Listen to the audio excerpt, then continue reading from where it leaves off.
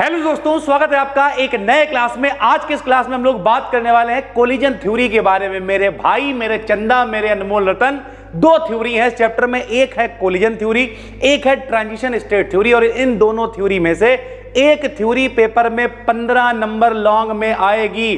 सुन रहे हो मेरे भाई? आंखों से आंखें मिला के कह रहे तो मोस्ट इंपॉर्टेंट है। प्रॉपर डिटेल में आपको समझाने वाले। देखो, जब भी कभी कुछ पढ़ा करो तो ये सोचा करो कि यार इसका मतलब क्या है। कोलिजन थ्योरी है मेरे भाई, तो कोलिजन का मतलब क्या है? कोलिजन का मतलब होता है टकराना। राहों में उनसे मुलाकात हो गई और जिससे डरते थे वही बात हो गई, मतलब कोलिजन हुआ और बारात हो गई। भैया ऐसे ही तो होता है। उसी तरीके से जो रिएक्टेंट होते हैं, मान लिया एक रिएक्टेंट है, एक और रिएक्टेंट है, दोनों मौज ले रहे हैं, घूम रहे, राहों में उनसे मुलाकात हो गई, दोनों का कोलिजन हुआ। कोलिजन हुआ मेरे भाई, प्रोडक्ट का निर्माण हुआ, यानी बारात हो गई। बस यही कोलिजन थ्योरी है जो चारों तरफ आपको दिखाई देती है। लेकिन उसकी एक कंडीशन है, प्रॉपर कोलिजन होना चाहिए। अगर कोलिजन उल्टी सीधी तरीके से हुआ, इधर से गए, कोने से टकरा गए, तो सामने वाला चनकट धर देगा, कैसे कर रहा हो मेरे भाई। तो यही तरीका, अगर प्रॉपर कोलिजन होता है दो रिएक्टेंट मॉलिक्यूल के बीच में, तो प्रोडक्ट का फॉर्मेशन होता है। इसी को कोलिजन थ्योरी कहते हैं। चलो सर जी, समझ लेते हैं एक बार में क्या है कोलिजन थ्योरी। इस थ्योरी के अकॉर्डिंग किसी केमिकल चेंज के लिए, यानी अगर कोई रिएक्शन हो रही है, कोई केमिकल चेंज हो रहा है, कोई परिवर्तन हो रहा है, रिएक्टेंट्स मॉलिक्यूल्स का आपस में कोलिजन करना अनिवार्य है। मान लिया मेरे भैया ए से बी ने क्रिया करी, सी बना रहा है, तो ए से बी क्रिया करने का मतलब क्या? ये दोनों आपस में टकराएंगे, क्रिया करेंगे, रिएक्ट करेंगे, तब क्या बनेगा? सी बनेगा। टकराने को ही कोलिजन कह देते हैं। तो किसी केमिकल चेंज के लिए रिएक्टेंट्स मॉलिक्यूल्स का आपस में कोलिजन आवश्यक होता है, आपस में टकराना जरूरी होता है। परंतु सभी कोलिजन्स इफेक्टिव नहीं होते। जरूरी नहीं है सुबह से शाम तक अगर 10 लोगों से मुलाकात होगी तो 10 से बारात नहीं कर लोगे भाई। यानी सभी कोलिजन इफेक्टिव नहीं होते हैं। कुछ कोलिजन जो प्रॉपर तरीके से टकराते हैं भैया, कोलिजन केवल एक अंश के द्वारा प्रोडक्ट का निर्माण होता है। यानी सारे कोलिजन इफेक्टिव नहीं होते हैं, कुछ एक पार्ट होता है जिससे मेरे भाई प्रोडक्ट का फॉर्मेशन हो जाता है। सर जी ठीक है। इन कोलिजन्स को जिनसे प्रोडक्ट बनता है उन्हें इफेक्टिव कोलिजन कहते हैं। इफेक्टिव का मतलब जहां पे प्रभाव पड़ा, टक्कर हुई, प्रोडक्ट का फॉर्मेशन हुआ, कुछ इफेक्ट पड़ा, इसलिए उन्हें कहते हैं इफेक्टिव कोलिजन। क्या कहते हैं?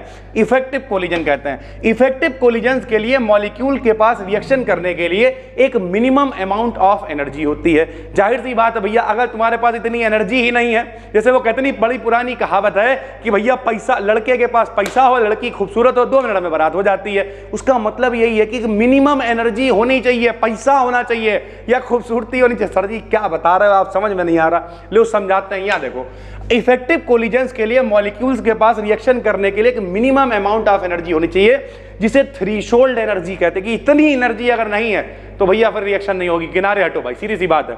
तो the minimum amount of energy is called threshold energy. कम से कम इतनी ऊर्जा तो होनी ही चाहिए टक्कर होते समय, ताकि वो भैया क्रिया कर पाए। थ्रेशोल्ड एनर्जी और रिएक्टेंट की एनर्जी के अंतर को एक्टिवेशन एनर्जी कहते हैं। इससे पिछली वीडियो जब हमने आपको दी थी तो हमने आपको आर्हेनियस इक्वेशन बताई थी। आर्हेनियस इक्वेशन के अंदर EA हुआ करता था, EA को एक्टिवेशन एनर्जी कहा करते थे। तो जो थ्रेशोल्ड एनर्जी है कम से कम वाली, और रिएक्टेंट की एनर्जी है वो, ध्यान से समझो। मान लिया मेरे पास एनर्जी बहुत है 10 क्लास पढ़ाने की, लेकिन इस क्लास को पढ़ाने के लिए मैं इतनी एनर्जी चाहिए, तो जो इस क्लास को पढ़ाने की एनर्जी है वो थ्रेशोल्ड एनर्जी है, और जो मेरी टोटल एनर्जी है वो रिएक्टेंट की एनर्जी, और इन दोनों का जो अंतर है वो एक्टिवेशन एनर्जी कहलाएगा। तो उसे एक्टिवेशन एनर्जी कहते हैं। इसका मतलब एक्टिवेशन एनर्जी बराबर होता है थ्रेशोल्ड एनर्जी माइनस का एनर्जी ऑफ रिएक्टेंट। भाई ठीक, तो हमने यहां पर एक ग्राफ बना के आपको दिखा दिया है। अब यहां पे ये थोड़ा सा मिसप्रिंट है, ये मिसप्रिंट है, ED नहीं है, EA है भाई ठीक है। यहां पे देखो, ये क्या है, ये क्या है बताओ? ये है रिएक्टेंट की एनर्जी, ये क्या है? Threshold energy. भैया इतनी एनर्जी हमें चाहिए क्रिया को कराने के लिए, तो जो दोनों का अंतर है इसे क्या कहेंगे? EA मतलब एक्टिवेशन एनर्जी, यानी थ्रेशोल्ड एनर्जी और एक्टिवेशन एनर्जी का जो गैप होता है उसे हम लोग क्या कहते हैं भाई? बता दो क्या कहते हैं? एक्टिवेशन एनर्जी कहते हैं। EA से हमने इसे लिख दिया। ये क्या है भैया जो आखिरी में है? ये प्रोडक्ट की एनर्जी हो जाएगी भाई, सीधी सी बात। आखिरी में यहां पे आपको प्रोडक्ट मिल जाएगा, यही हमने लिख दिया। E1 क्या है? एनर्जी ऑफ प्रोडक्ट है। E2 क्या है? एनर्जी ऑफ रिएक्टेंट है। E3 क्या है? थ्रेशोल्ड एनर्जी है। EA क्या है? एक्टिवेशन एनर्जी है। तो इस तरीके से चीजें चलती हैं। प्रोडक्ट फॉर्मेशन के लिए जो भी हमने आपसे बताया कि सबसे टकराओगे सबसे बारात नहीं कर लोगे भाई, तो प्रोडक्ट फॉर्मेशन के लिए मॉलिक्यूल्स का आपस में प्रॉपर ओरिएंटेशन के साथ सही तरीके से टक्कर होनी चाहिए भैया। प्रॉपर ओरिएंटेशन के साथ कोलाइड करना आवश्यक होता है। प्रॉपर ओरिएंटेशन वो है जिसमें एटम्स संपर्क में आते हैं। जैसे भैया यहां पे हमने कुछ आपको दिखा रखे हैं, जैसे यहां पे देखिए, प्रॉपर कोलिजन क्या होता है और इम्प्रॉपर कोलिजन क्या होता है। जैसे देखो बिल्कुल कतई सीधे सीधे पूरा पूरा आए, आके यहाँ पे फिट हो गया, आके प्रॉपर ओरिएंटेशन है, पूरा पूरा टकरा रहे हैं, ये आए यहाँ से आए यहाँ से आए, आपस में आके दोनों ऐसे करके टकराए, ए और बी आपस में मिल गया, और ये देखो ए बी आपस में मिल गए और प्रोडक्ट का फॉर्मेशन हो गया। लेकिन एक था भैया मतलब ऐसा टेढ़ा, एक था ऐसा सीधा, जब ये आपस में टकराए ये टेढ़े रह गए, ये सीधे रह गए, यहाँ बीच में जगह खाली रह गई, ये बी इनसे ए से मिल ही नहीं पाया।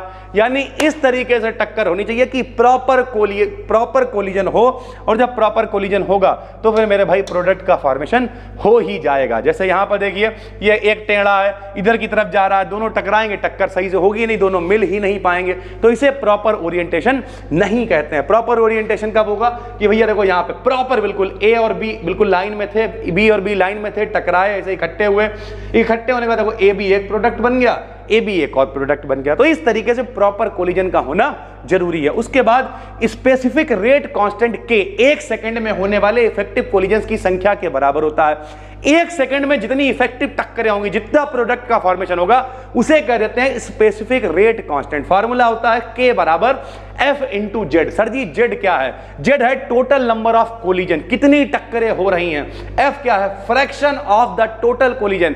फ्रैक्शन मतलब होता है टुकड़ा, एक छोटा सा हिस्सा, कह सकते हो इफेक्टिव कोलिजन कह लो, एक छोटा सा हिस्सा है, उसे कहते हैं fraction of total collision. K क्या है? स्पेसिफिक कांस्टेंट है।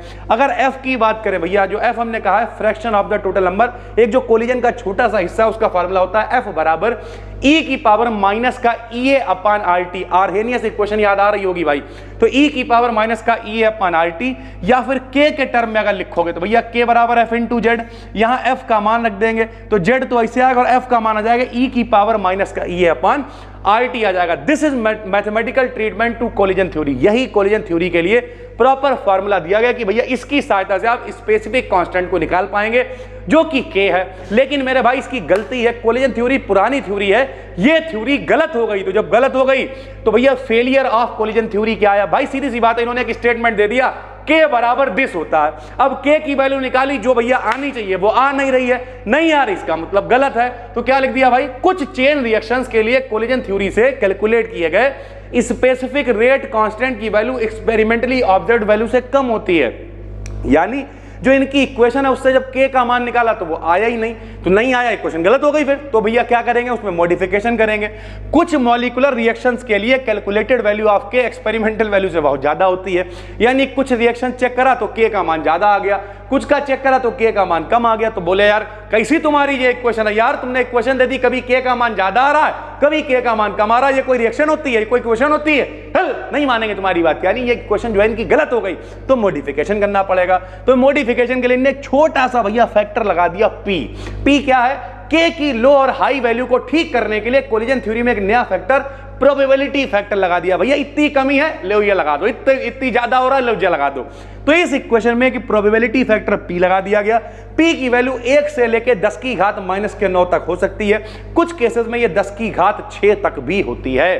तो बिल्कुल सरल भाषा में देखो PDF क्या है, क्या थ्योरी है, सब गई भाड़ में। थ्योरी क्या होती बताओ? हमने आपको एक बेसिक लाइन में बता दिया कि राहों में उनसे मुलाकात हो गई, जिससे डरते थे वही बात हो गई। यही कोलिजन थ्योरी है कि भैया दो मेरे भाई मॉलिक्यूल आए, आपस में टकराए, अगर प्रॉपर कोलिजन हुआ उसे इफेक्टिव कोलिजन कहेंगे, और जो प्रोडक्ट का फॉर्मेशन होगा उससे हम लोग एक फैक्टर निकाल लेंगे, स्पेसिफिक फैक्टर K से उसे लिख देंगे, बात खत्म हो गई। इतनी सी कोलिजन थ्योरी है। उम्मीद करते हैं प्रॉपर डिटेल में हमने आपको समझा दिया होगा।